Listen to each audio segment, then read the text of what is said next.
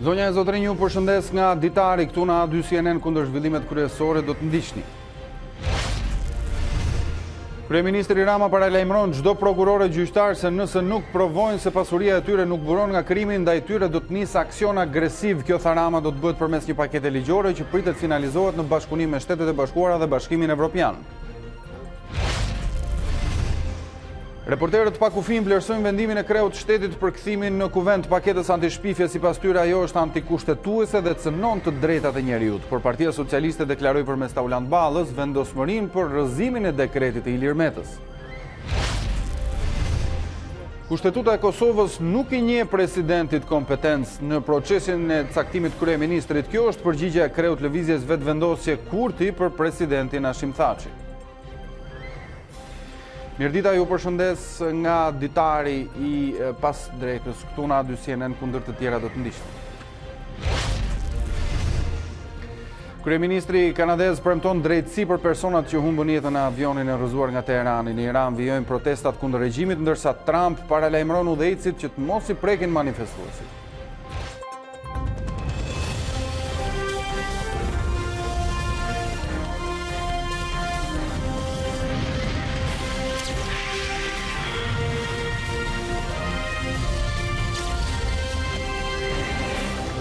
Kryeministri Rama foli për një bilans të mirë të policisë së shtetit për vitin 2019 dhe ulje të kriminalitetit. Gjatë inaugurimit të ambienteve të reja të forcave speciale Renea, Rama paralajmëroi çdo prokuror e gjyqtar se nëse nuk provojnë se pasuria e tyre nuk buron nga krimi, ndaj tyre do të nisë një aksion agresiv.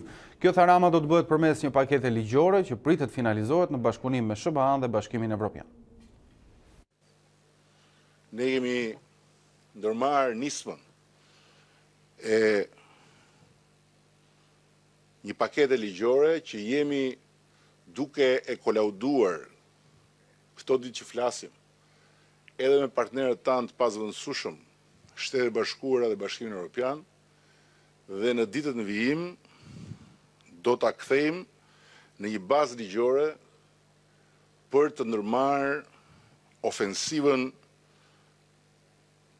më shëmbullore ndaj krimit të organizuar, duke zhvilluar një aktivitet si asnjëherë më parë agresiv në terren të policisë shtetit, ndaj të gjithë atyre që janë dënuar, janë akuzuar, por i kanë shpëtuar dënimit si rezultat i KÇK-s,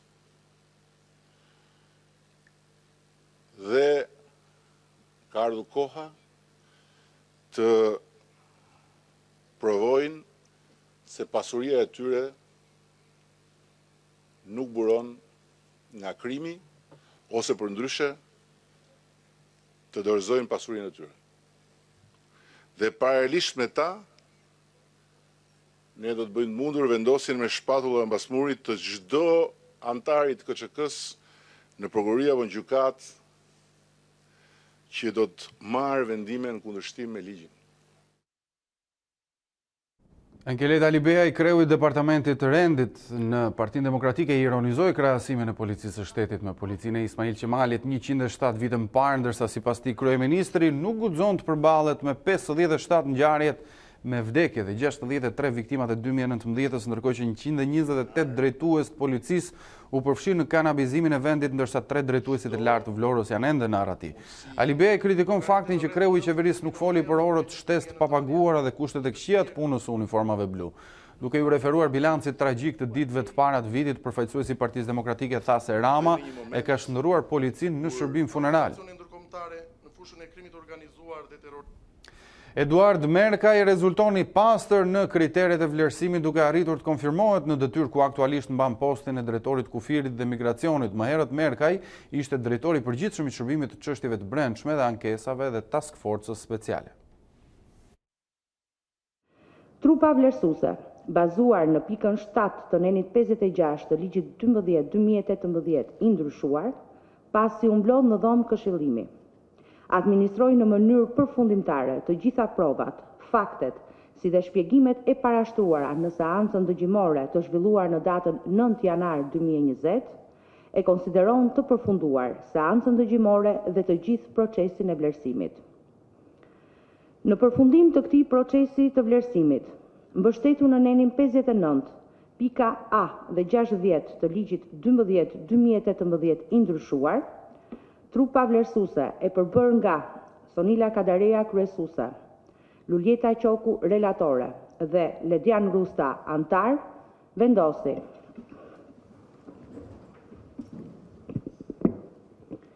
konfirmimin në detyrë të subjektit të vlerësimit zotit Eduard Merkaj me funksion drejtor i departamentit për kufirin dhe migracionin në drejtorinë e përgjithshme të policisë së shtetit. Mirë, tani jemi drejt për drejt me Armand Bajramin, kolegun ton nga dhoma penale e gjykatës së Tiranës. Mandi, mirëditat, përshëndes. Atëherë, çfarë pritet ndodh sot me çështjen e zotit Lulzim Basha në gjykatë? Në orën 14:00, gjykata e Tiranës zhvillon sot seancën paraprake sa i përket hetimit të bërë ndaj titullarit Partisë Demokratike Lulzim Basha dhe dy eksponentëve tjerë Partisë Demokratike, ish sekretarit përgjithshëm Arben Ristani dhe ish financierit kësaj partie Ilir Dervishi. Ata akuzohen nga prokuroria e Tiranës dhe janë marrë si të nderur për akuzën e falsifikimit dokumenteve, pasi sipas prokurorisë së kryeqytetit nuk kanë fshehur pra në deklarimet e dhëna në formularët financiar pranë Komisionit Qendror të Zgjedhjeve, kanë fshehur një total prej 675.000 euro parat përdorura për lobim nga Partia Demokratike në Shtetet e Bashkuara të Amerikës për zgjedhjet e vitit 2017. Në këtë seancë të sotme, e cila është seanca e parë në gjykatë dhe hallka fundore e hetimit të prokurorisë para se dosja të kalojë në gjyq, gjykata ka 3 mundësi, pra mund të ndodhin nëse seanca do të zhvillohet normalisht, janë 3 mundësi që mund të ndodhin në kësaj dosje ditën e sotme, të kthehet dosja për hetime të mëtejshme nëse gjykata vlerëson se hetimi nuk ka qenë i plot. Po ashtu një mundësi tjetër është që gjykata të vendosë kalimin e çështjes në gjykim për të shortuar më pas dosja dhe Lulzim Basha dhe dy eksponentët e tjerë Partisë Demokratike të nënshtrohen një procesi gjyqësor në gjykatën e Tiranës dhe po ashtu mundësia tjetër është ajo e pushimit të çështjes nëse gjykata vlerëson se provat e prezantuara që do të prezantohen nga prokuroria nuk krijojnë bindje të arsyeshme apo nuk kemi vepër penale.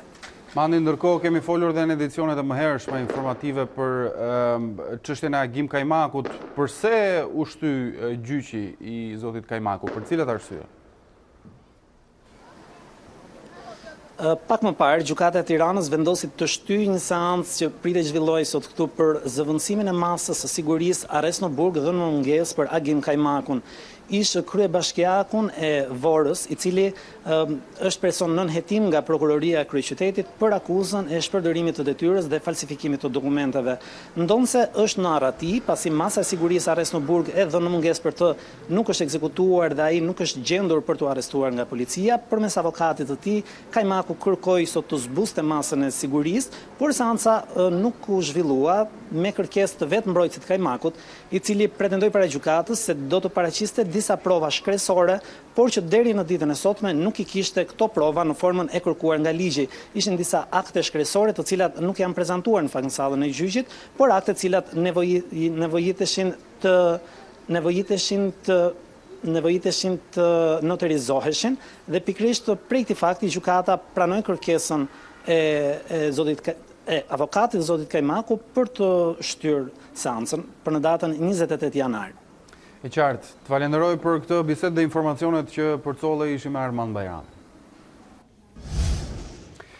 Gjykata pranon kërkesën për gjykim të shkurtuar për gylenistin Selami Shimshek i akuzuar për falsifikim të pasaportave dhe vizave. Ai rezulton një herë është miku i Harun Çelik, i cili u deportua nga shteti shqiptar.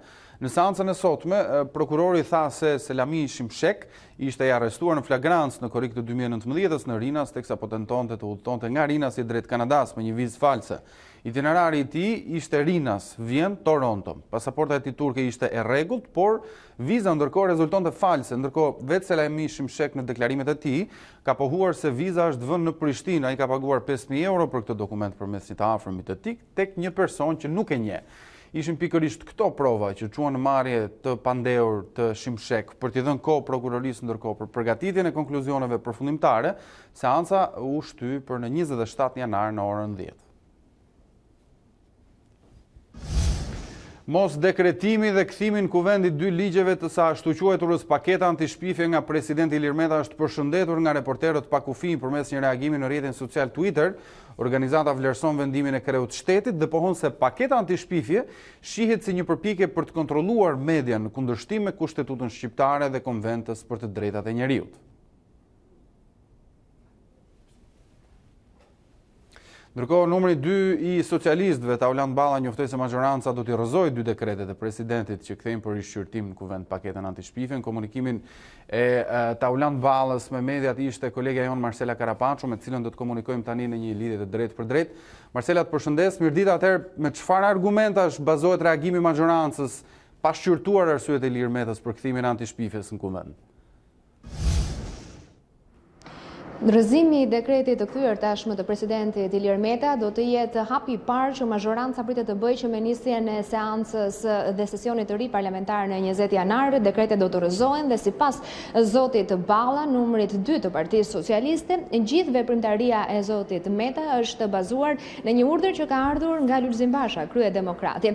Ndërkohë, duke rreshtuar edhe argumentet pse liria e shprehjes gazetarëve, liria në përgjithësi nuk cënohet me këtë ligj që është miratuar dhe në mbështetje me partnerët strategjik dhe partnerët ndërkombëtar, zoti Balla tha se nuk do të lëviz asnjë milimetër nga i gjithë drafti që është përcaktuar. Gjithashtu, me ne gazetarët, zoti Balla ndau edhe qëndrimet e Partisë Socialiste për sa i përket reformës zgjedhore, ka kërkuar nga komisioni i posaçëm, i cili po merret prej muajsh tashmë me ndryshimet në reformën zgjedhore, që të vijojë punën dhe sigurisht hapësira e vetme ku do diskutohet mundësia për të bërë ndryshime në kodin zgjedhor është vetëm në parlament, vetëm në kuvend, dhe sigurisht ka ripërsëritur edhe një herë faktin se për opozitën ka një vend bosh me të drejtë vetoje. Edhe dekriminalizimi ka qenë pjesë e diskutimit që zoti Balla ka ndarë me ne gazetarët, duke folur për rastin më të fundit të Mallakastrës, denoncim ky i ardhur nga Selia Blu, për të cilin tha se Partia Socialiste që prej momentit që ka votuar ligjin për dekriminalizimin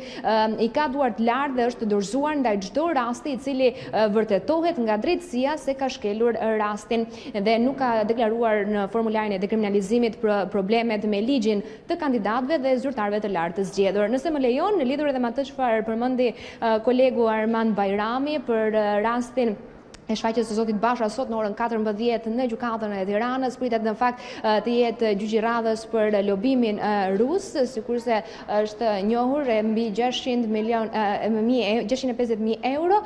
Zoti Balla ka pasur një reagim duke thënë se duhet që jo vetëm zyrtarët të cilët janë drejtues të niveleve të ulta, por fakti që kryetari i partisë më të madhe opozitare në vend shkon përpara drejtësisë është një hap i madh për këtë ndryshime që vetë bashkarisht edhe opozita kur ka qenë në parlament ka votuar për ndryshimet në reformën në drejtësi. Ndjekim një pjesë tani të fjalës së zotit Balla për mediat.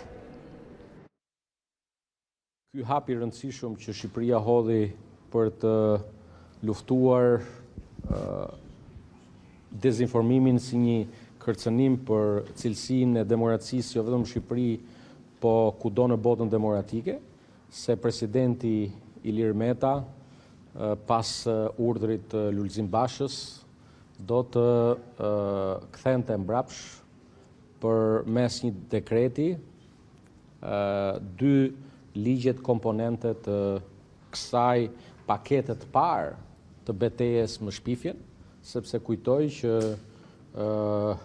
siç e kemi thënë edhe në të ardhmen legjislacioni shqiptar duhet përmirësuar sa më shumë për të garantuar fitoren e të vërtetës ndaj shpifjes, dhe po ashtu duhet të ritheksoj se përmirësimet ligjore në të dyja ligjet, komponentet paketës antishpifje, janë certifikuar tërësisht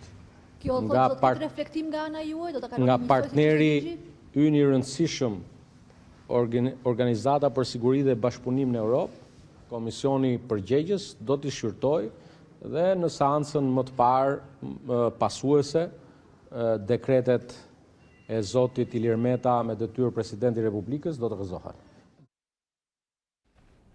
Marcela Karapanço, unë të falenderoj për këtë komunikim të drejtë për drejtë. Ndërkohë do të vijojmë të flasim në lidhje me atë se çfarë po ndodh rreth paketës antishpifje, ligjet e kësaj pakete. Me mua në studio është bashkuar zoti Aleksandër Çipa, kreu i Unionit të Gazetarëve. Mirë se erdhët. Faleminderit që jeni këtu. Besoj keni ndjekur zhvillimet e ditës së sotme. Presidenti ka kthyer dy ligjet e paketës që po e quajmë antishpifje, po ndërkohë kemi edhe një reagim të zotit Balla pak minuta më herët që do të rrëzohen në parlament. Sa hapësirë shihni këtu për të ndërhyrë dhe për të shkuar në atë segmentin ideal për cilin pretendojnë gazetarët? Po, duke referuar kushtetutës, ne dim shumë mirë që nëse vullneti politik i një shumice parlamentare e mban në fuqi atë dekret të refuzuar, kjo do të thotë që ligji hyn në fuqi dhe natyrisht është vetëm afati kalendarik. Por ajo që unë duhet shpreh në emër të organizatës si përfaqësoj dhe të grupit të organizatave me të cilat kemi ndarë të njëjtin qëndrim për draftin e ashtu quajtur antishpifje, ne betejën do ta vazhdojmë. Ne do t'i drejtohemi gjykatës kushtetuese të Republikës së Shqipërisë për ta rishqyrtuar këtë pretendim, i cili bazohet mbi një recencë juridike që i është bërë draftit. Në periudhën e debatit refuzues për këtë draft, ne kemi arsyetuar se në cilat pika mendojmë se shtohen rreziqet e kufizimit të lirisë së shprehjes, krijohen premisat për një lloj censure dhe autocensure në realitetin e medias online të Shqipërisë, nga ana tjetër krijohen precedente që mund të kenë edhe pamjen alibike të kufizimit të lirisë për informim dhe sidomos për transparencën, dhe arsyetime të cilat kanë qenë pjesë e argumenteve që kemi përcjellë ne si organizata dhe përfaqësues të komunitetit gazetarëve në debatet që ka pasur në komisionet respektive, përkatësisht atë të medias dhe komisionin e ligjeve. Zoti Çipa, mund t'i përmendim, ka shikues që mos jenë të qartë, në cilat pjesë të ligjit le të themi ato mund të cilësojnë problem, në cilat pati përmirësim, a mund të bëjmë një krahasim në momentin që flasim? Po ka diçka që nëse keni lexuar me vëmendje dhe dekretin e refuzimit të presidentit, në pjesën e fundit të arsyetimit që ka pasur presidenti, ngre një pretendim i cili do doja të trite më tepër vëmendjen e mediave dhe të reporterëve tanë politik. Presidenti thotë se në faqen zyrtare të parlamentit e ka pas të pamundur të shqyrtojë draftin përfundimtar të përmirësimeve të pretenduara nga shumica në qeverisje që janë bërë draftit. Dhe këtu kam parasysh momentin e votimit final në Parlamentin e Shqipërisë të këtij drafti. Pretendimet tona kanë konsistuar më së shumti në 4 nene, të cilat i kemi arsyetuar.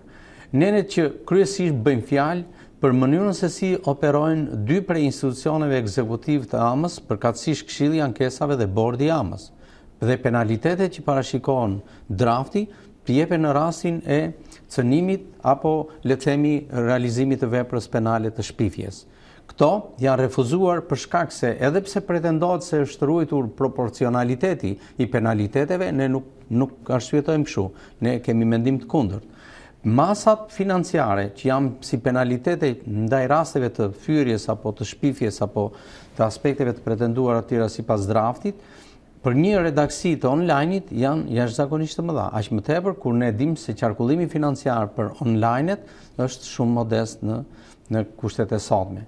Nga ana tjetër ne kemi refuzuar mënyrën se si do të kryhet veprimi i gjykimit të diçka që mund të quhet fyrje apo shpifje apo edhe thashë them prej Këshillit të Ankesave. Dhe mënyra se si do të ndërtohet trupa e Këshillit të Ankesave dhe se si do të zgjidhen antarët e bordit të AMës, do të zgjidhen me praktikën e deri tanishme të autoritetit të mediave audiovizive, apo do të ketë një praktik tjetër. Ne kemi refuzuar praktikën e deri tanishme, sepse është një praktik e bazuar mbi vullnetin bipartizan të politikës në parlament. Përfaqësohet nga antar apo kandidat që edhe pse janë propozuar nga organizata gazetarësh, në fakt ka triumfuar besueshmëria ndaj atyre që në backgroundin e tyre kanë pasur përvojë në median apo në shtypin partijak dhe politik të vendit. Gjë që është refuzueshme prej nesh si një organizatë profesionale e gazetarëve. Dhe nga ana tjetër, ne refuzojmë edhe disa nene që kanë të bëjnë më së shumti me formën dhe procedurën e ekzekutimit penaliteteve financiare që do të jepen në rastin e kryerjes së shpifjes apo të një vepre tjetër të parashikuar nga drafti. Që do të thotë, nuk mund të ekzekutohet me akt përmbarimor një masë e tillë financiare pa kaluar më së pari nga vendimi final i gjyqësorit, sepse gjykata është ajo që e përcakton fajësinë apo pafajësinë. Këto prezumime janë jo vetëm të natyrës juridike, por ne ndajmë arsyetimin që janë edhe të natyrës deontologjike, profesionale, sepse mbi të gjitha, në kushtet e sotme Shqipëria nuk ka një krizë shpifjen, por më së pari ka një krizë për transparencën publike, për transparencën e përdorimit dhe të administrimit të financave publike dhe aseteve publike dhe për çështje tjera që lidhen më së shumti me vullnetin e administratës publike për të qenë në disponibilitetin informues të saj. Harlem Dezir, përfaqësuesi i medias në OSBE, pak ditë më herët tha që do i kërkojmë qeverisë miratimin e një akti nënligjor për të vënë në vijë atë proporcionalitetin që përmendët dhe ju në lidhje me masat për mediat online. A mendoni se është kjo zgjidhja e duhur apo do të shkojmë drejt shembullit Maqedonisë që është më afër vetë rregullimit dhe që është përshëndetur, në fakt? Ne nuk përfaqësojmë kauzat e shëmbullta me realitetin e Ballkanit, sepse Ballkani është një rajon problemor për sa i përket indeksimit të lirisë së medias dhe i lirisë së shprehjes. Por ne u referohemi matricave që ka Bashkimi Evropian dhe vendet e perëndimit. Kjo do të jetë e bazuar mbi jo në mënyrë eternale, por në kuptimin më të adresuar të fjalës, që do të thotë ne jemi për procese vetë rregulluese dhe nuk e pranojmë logjikën se deri tani ne kemi dështuar me proceset vetë rregulluese. Jo, ne nuk kemi pasur nisma të vetë rregullimit. Ato kanë mbetur vetëm në suazën e një dokumenti i cili është potencues për nga pikpamja e përfaqësimit, siç është kodi i etikës, por nuk kemi pasur nisma për ngritjen e mekanizmave ekzekutiv vetë rregullues, siç janë bordi i etikës dhe këshilli i etikës. Ato janë dy mekanizmat që e ekzekutojnë vendimin për rastet e shkeljes së etikës apo të deontologjisë në përgjithësi. Ne i kemi këto mundësi, këto kapacitete, janë të gjitha resurset profesionale edhe kualifikuese për të ngritur dhe për të pranuar në mënyrë luajale nga gjithë aktorët dhe grupet e interesit që formsojnë skenën mediatike të vendit. Por pala politike, pushteti politik me sa duket këtë nuk e merr shumë në konsiderat. Dhe ne edhe në raport me draftin për të cilin diskutojmë, kemi qenë për mos prevalimin e aktit rregullues, por për prevalimin e vetë rregullimit. Dhe kjo është një normë, është një realitet i mishruar shumë bukur në shkollat e gazetarisë, por në mënyrë të veçantë dhe në përvojat që ndajnë vendet e Bashkimit Evropian. Përmendet Aman pak më herët dhe unë përmenda një deklaratë pak ditëve më herët të zotit Harlem Dezir, i cili përmendi dhe Aman në fakt, ku tha se duhet siguroj tek publiku besueshmërinë e saj dhe pavarësinë e saj si organ, por deri në momentin që antarët e bordit saj zgjidhen nga parlamenti, praktikisht nga mazhoranca që ka edhe shumicën, a mendoni se këtu janë shpresat e humbura? Jo, ne nuk shpresojmë se janë. Ne përsëri ndajmë të njëjtën këmbgulje për ta ndryshuar metodologjinë e formulimit të këtij drafti. Dhe nëse shumica nuk do ta bëjë këtë gjë, atëherë kjo shumicë duhet dëshmojë një vullnet për pranueshmërinë e disa nga adresimeve që ne në mënyrë të skriptuar, të shkruar, ja kemi depozituar në të gjitha nivelet e diskutimit të draftit.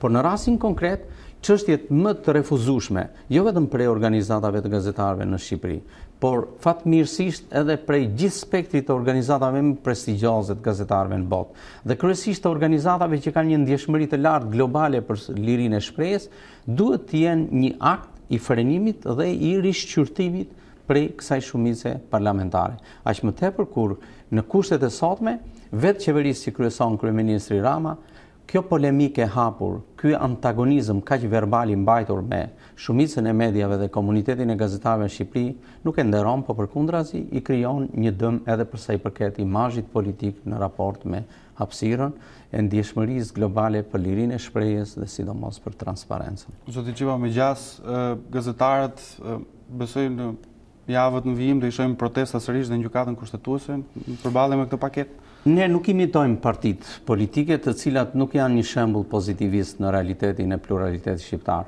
Ne duam që t'i japim opinionit publik shqiptar edhe vetë partive provën e një komuniteti profesional që sillet duke respektuar më së pari ndërgjegjen juridike të shoqërisë dhe të një shteti ligjor, dhe besimin se pasi të ezaurohen të gjitha adresimet në institucionet e Kushtetutës së Republikës dhe mbrojtjes së saj, mandej pastaj të dalim në ato që quhen mjetet dhe format e tjera të demonstrimit, protestës dhe të ankimimit. Ne, përsëri, nuk do të rreshtim duke u ankuar dhe refuzuar këtë draft të paraqitur nga qeveria.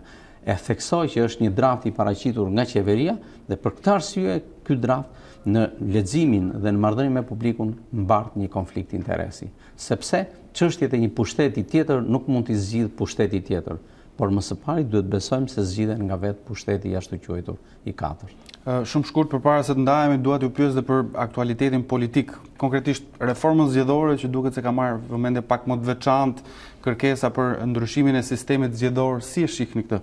Mendoni se do të jetë një zgjidhje edhe për të shfryrë realitetin politik në Shqipëri?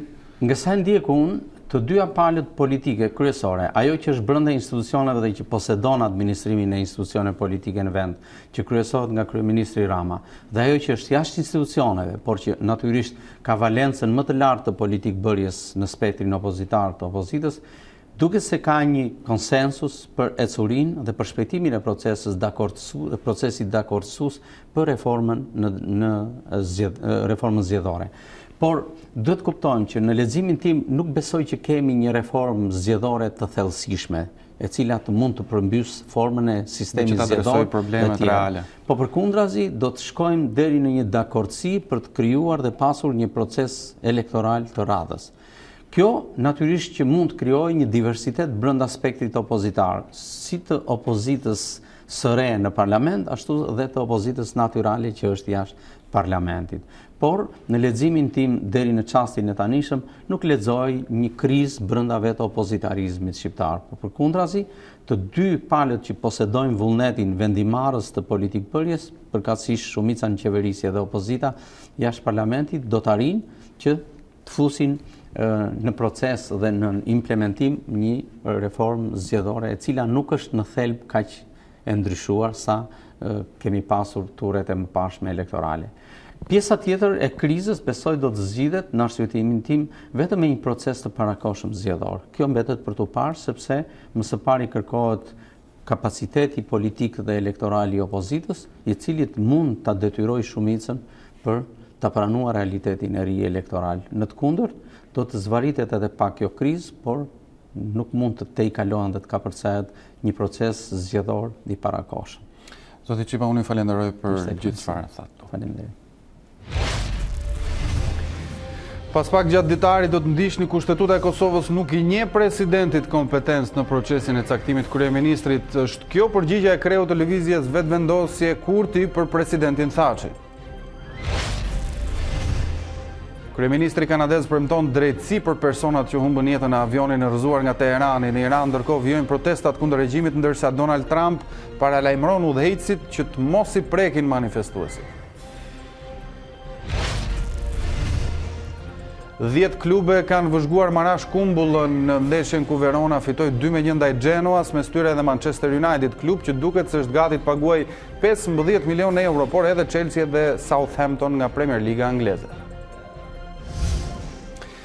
Edhe pse me vonesë rreshtet e Dëborës kanë rikthyer turistët vendas dhe të huaj në fshatin turistik të Dardhës. Përveç bukurive të natyrës, mikpritjes dhe ushqimeve tradicionale, ky fshat pëlqejet më shumë kur mbulohet nga petku i bardh i Borës, fakt të cilin e punojnë për mikrofonin e A2 CNN vetë turistët që nuk vënuan ta vizitonin. Rreshtet e Borës që përfshin gjithë zonën juglindore kanë rikthyer menjëherë turistët vendas dhe të huaj edhe në fshatin turistik të Dardhës në rrethin e Korçës. Nën petkun e bardh ky fshat është më magjik se kurrë, fakt i cili konfirmohet edhe nga turistët që nuk kanë vënuar ta vizitojnë. Shumë bukur, dhe të pëlqen që të shkojmë të bëjmë skimë mbrapa pas drekës, shumë e bukur, dhe për qarkin shumë mirë. Nga cili qytet keni ardhur dhe pse keni ardhur nga Fieri, sepse Darda është qyteti më i bukur për mendimin tim këtu, sepse bie shumë borë dhe gatimet janë shumë të mira. Jemi kënaqur shumë. Kemi 2 ditë këtu, 3 çifte dhe jemi kënaqur. We are from Austria, but we are... Ne jemi nga Austria dhe kemi ardhur që të shohim pistën e skive. Është shumë bukur, jemi të surprizuar. Shtëpit prej gur janë të bukura dhe pëlqejmë shumë edhe borën që bie. Ushqimi tradicional është gjithashtu shumë i mirë. Na pëlqejnë shumë edhe vendet që tregojnë kulturën dhe historinë e zonës. Pavarësisht rreshjeve, aksi rrugor drejt Dardhës, por edhe zonës tjetër turistike të Voskopojës në rrethin e Korçës, ishin të kalueshme pa probleme për drejtuesit e mjeteve. Shtohen shpresat për zhbllokimin e procesit të negociatave të antarësimit me Shqipërinë dhe Maqedoninë e Veriut. Konstatimin Deutsche Welle e mbështet në deklaratat e fundit të presidentit Emmanuel Macron, por edhe të zyrtarëve të lartë evropian. Në takimin e zhvilluar në Paris me kryeministrin kroat Andrej Plenković, presidenti francez deklaroi se Franca uron që samiti i Zagrebit të jetë një moment uniteti dhe një sukses për Europën. Gledis Gjipali, drejtori i European Movement Albania, thot për Deutsche Welle se deklarata e Macron nuk kupton arritjen e një konsensusi të gjitha vendeve anëtare të Bashkimit Evropian për të hapur negociatat me Shqipërinë dhe Maqedoninë e Veriut. Shpresat për arritjen e kompromisit në favor të hapjes së negociatave me Tiranën dhe Shkupin me rregullat ekzistuese janë gjelluar më tej të premten kur presidenti e Komisionit Evropian Ursula von der Leyen deklaroi në konferencën e përbashkët me kryeministrin kroat Plenković se nuk duhet të ndryshojnë kushtet apo rregullat për Shqipërinë dhe Maqedoninë e Veriut. Lideri i vetëvendosjes akuzon Hashim Thaqin se po ndërhyn apo paragjykon procesin e krijimit të institucioneve. Presidenti dërgoi një letër tjetër Albin Kurtit të premten ku i kërkon atij që të caktojë mandatarin për krijimin e qeverisë, por Kurti u kundërpërgjigj se Thaqi nuk ka kompetenca për ta bërë këtë. Lideri i lëvizjes vetëvendosja Albin Kurti akuzon presidentin Hashim Thaçi për ndërhyrje dhe paragjykim të procesit të formimit të institucioneve në Kosovë. Kreu i shtetit i shkroi sërish liderit të vetëvendosjes ditën e premte, duke i kujtuar se populli po pret dekretimin e kandidatit të propozuar për kryeministër. Albin Kurti u përgjigj gjithashtu në një letër, ku ndër të tjera pohon. Kushtetuta e Kosovës nuk i njeh presidentit diskrecion e as rol aktiv në procesin e caktimit të mandatit, apo edhe të garantimit të një shumice parlamentare për zgjedhjen e qeverisë në kuvend. Presidenti nuk ka kompetencë t'i drejtohet asnjë deputeti të kuvendit, asnjë kryetari partie, asnjë kryetari të grupit parlamentar, apo asnjë përfaqësuesit të një koalicioni parazgjedhor me pyetjen se a e pranon mandatin për kryeministër apo jo. Kurti përsëriti gjithashtu se lëvizja vetëvendosje është fituese e zgjedhjeve të 6 tetorit dhe se ende nuk është dërguar propozimi për kryeministër. Do ta bëjmë këtë në të ardhmen e afërt, me shkresë. Mirë, rikthehemi tek zhvillimet në vend. Do të shkojmë në selinë e Partisë Demokratike, aty ku njoftohet se ka një dalje publike të zonjës Albana Vokshi. Ndërtar të kësaj qeverie, përgjegjës për 24 jetët e humbura në Thuman, Edi Rama e ka të domosdoshme të fsheh çdo gjurmë të krimit shtetëror duke censuruar median. Edi Ramos i duhet censura ndërsa po përgatit vjedhjen e radhës, këtë herë përmes koncesioneve e tenderave mbi rënojat e tërmetit të 26 nëntorit. Në kohën kur njëri pas tjetrit po faktohen me të shkuar kriminale personat e emëruar prej Edi Ramos në krye të bashkive, Edi Rama e ka domosdoshmëri censurën me ligj të medjave. Sot, kur drejtësia duhet të veprojë për të dënuar zyrtarët e përfshirë në blerje votash, në lidhjet me krimin që janë kushtet të Bundestagut për hapjen e negociatave, Edi Ramës i duhet një mekanizëm dëshkimi për çdo që thot të vërtetën. Në kohën kur i duhet të përmbush detyrimet e Bundestagut për hapjen e negociatave duke nisur me reformën zgjedhore që i hap rrugë zgjedhjeve të lira e të ndershme, Edi Ramos i duhet vetëm propaganda e tij dhe heshtja e çdo kujt që thot të vërtetën për aferat korruptive apo lidhjet e qeverisë me krimin. Për këto e për shumë afera të tjera që rëndojnë mbi këtë qeveri, Edi Rama do të kërkojë ta miratojë me shpejtësi, pa asnjë ndryshim këtë ligj të kthyer nga presidenti. Por asnjë ligj censure nuk do të arrijë të fshehë të vërtetat e korrupsionit, të vërtetat e krimit, varfërisë dhe mjerimit që kanë bërthyer Shqipërinë. Partia Demokratike i konsideron këto dy ligje si antikushtetuese, që shkelin konventat ndërkombëtare për të drejtat e njeriut, që censurojnë lirinë e fjalës dhe të drejtën e qytetarëve shqiptar për informim, duke inkurajuar gazetarët të mos trëmben nga censura qeveritare. Partia Demokratike angazhohet për të anulluar këto dy ligje në momentin më të parë që ajo do të ketë besimin për të qeverisur vendin. Faleminderit. Ishte Albana Vokshi nga Selia e Partisë Demokratike, e cila në fund deklaratës së saj bëri të ditur se Partia Demokratike në qeverisje do të anullojë dy ligjet e paketës ashtu quajtur antishpifje. Familja Kullolli në fshatin Çestiet Belçit po përjeton ditë mjaft të vështira. Çifti i bashkëshortëve dhe djali i tyre 10 vjeçar prej 4 muajsh jetojnë në çadër. Që prej shtatorit të vitit të kaluar, kur dhoma e vetme që kishin ushqim nga tërmeti, kjo është banesa e familjes Kullolli në fshatin Çestiet të Bashkisë së Belçit. Dy bashkëshortët të sëmur dhe djali i tyre 10 vjeçar përpiqen të mbijetojnë. Kjo është kuzhina ime, këtu gatuj, këtu laj, këtu musuj. Ata tregojnë vuajtjet dhe përpjekjet e tyre me autoritetet lokale për të siguruar të paktën një stre, por deri më tani pa sukses. Neve kemi pas probleme që me 21 shtatorin. Aty erdhi bashkia dhe na kanë nxjerrë pa banueshëm. Masanaj na pruni çadër. Na çadër ishte verore për mos i bora kërkesë për s'dyti për çadër tjetër për këtë pastaj. I bie 4 muaj, 5 muaj që bënem çadër. Bashkia thot dile kërko banesë me qira. Tani shkojmë pyesim Belesh nuk gjen. Edhe ke çadra si për mua dhe për fëmijën dhe ne si jemi të paaftë vetë që jetoj me një veshk, është e pa drejtë që unë të jetoj këtu. Kjo, të tjetrën e kam dëmtuar me një kusht të rriun kështu, si keq e mos më keq. A është jetë kjo që të rri kështu, është gjenaf. Nëse të gëdhinjet, ka manë ftoftit, ojtë të ka marrë ojtje veshka. Ku të vete? Hilaqa, jo, ku të shkoj? Ku do marri zgjidhje jeta ime? Shpi për prapja, unë duku se jam varras para kohë. Aktualisht gjendja e tyre është në kufijtë e mbijetesës, pasi ka nevojë edhe për bukë dhe ilaçe. Me bukë, i thoni, pa bukë, si komshit nga kanë mu, dalim nga komshit, kërkojmë, më bëjmë 50.000 lekë ilaçet. Do zotim, bëj dikush dorën zemër për këtë familje. Djali i tyre 10 vjeçar tregon më në fund se çfarë kishte shkruar babagjyshit në fund vitin e kaluar. Mora soi lapsin e shkruajta, bina në shtëpi. Me shpresën se dita e nesërme do t'i sjellë fat më të mirë, kjo familje apelon për ndihmë ndaj çdo kujt që ka mundësi të ofrojë diçka.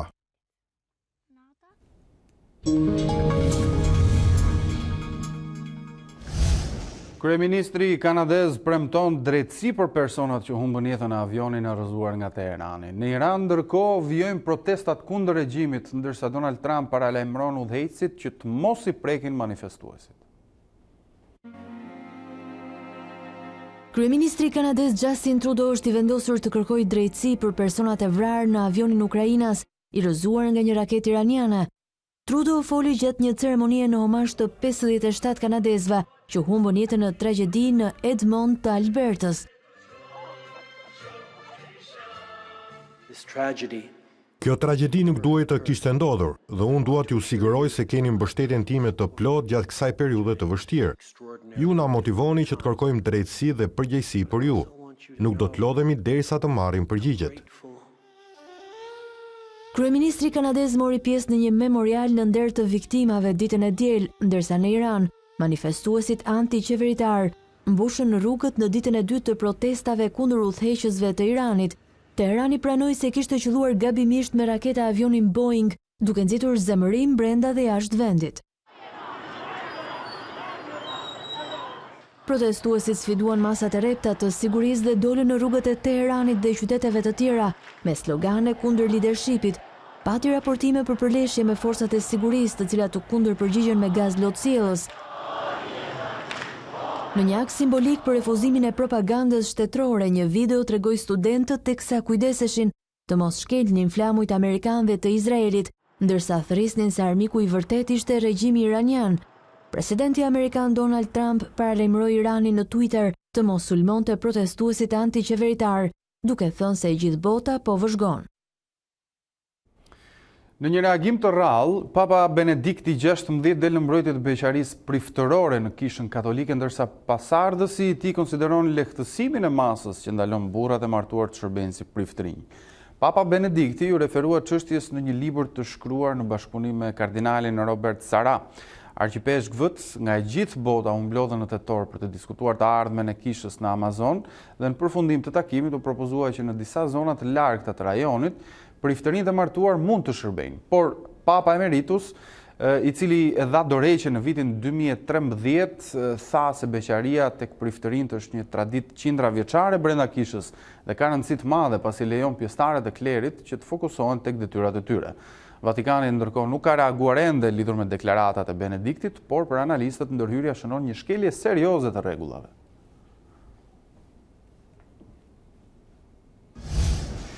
Vllaznia gjen sulmuesin e shumë kërkuar gjatë përgatitjeve në Ohër, ku që bluve u është bashkuar Eugen Sidorenko, sulmuesi përfaqësueses moldave. Klubi njoftoi arritjen e marrëveshjes me 30 vjeçarin, i cili është bashkuar skuadrës në stërvitje ende pa hedhur firmën në kontratë. Sidorenko është lojtar i golave që trajneri Jonuz kërkonte për gjysmën e dytë të sezonit me objektivin e shkodranëve që është pozicionimi në zonën e kupave të Europës. Lojtari numëron 34 ndeshje dhe 7 gola me përfaqësuesin e Moldavisë, ndërsa përveç se në kampionatin vendas, ka luajtur edhe në Premier Ligën ruse dhe në Ligën e dytë izraelite. Juventusi e mbylli fazën e parë të kampionatit me fitoren 2-1 përballë Romës në Olimpiko dhe është kampion dimri në Serie A italiane. Në 19 javë të kampionatit, bardezint kanë grumbulluar 48 pikë, 2 më tepër se Interi që ishte me fat në ndeshjen me Atalantën. Skuadrës së Sarit i mjaftuan 10 minutat e para të lojës për të hipotekuar suksesin me golin e shpejtë të Demiral dhe penalltinë e Cristiano Ronaldos. Roma reagoi në pjesën e dytë të ndeshjes, por 11 metrësh i shënuar nga Perotti nuk u mjaftoi kryeqytetasve. Mirë, do të shohim edhe një herë bashkë titullin kryesor. Kryeministri Rama paralajmëron çdo prokuror e gjyqtar se nëse nuk provojnë se pasuria e tyre nuk buron nga krimi, ndaj tyre do të nisë një aksion agresiv. Kjo, tha Rama, do të bëhet përmes një pakete ligjore që pritet finalizohet në bashkëpunim me Shtetet e Bashkuara dhe Bashkimin Evropian. Reporterët pa kufin vlerësojnë vendimin e kreut të shtetit për kthimin në kuvend paketës antishpifje, sipas tyre ajo është antikushtetuese dhe cënon të drejtat e njeriut, por Partia Socialiste deklaroi përmes Taulant Ballës vendosmërinë për rrëzimin e dekretit të Ilir Metës. Kushtetuta e Kosovës nuk i njeh presidentit kompetencë në procesin e caktimit kryeministrit. Kjo është përgjigjja e kreut lëvizjes vetëvendosje Kurti për presidentin Hashim Thaçi. Kryeministri kanadez premtoi drejtësi për personat që humbën jetën në avionin e rrëzuar nga Teherani. Në Iran ndërkohë vijojnë protestat kundër regjimit, ndërsa Donald Trump paralajmëron udhëheqësit që të mos i prekin manifestuesit. Me këto informacione kemi mbritur në fund të ditarit. Përpara se të ndahemi, ju kujtoj të klikoni dhe faqen tonë të internetit a2cnn.com, ku do të gjeni zhvillimet e fundit nga vendi, rajoni dhe bota. Bashkë mirupafshim.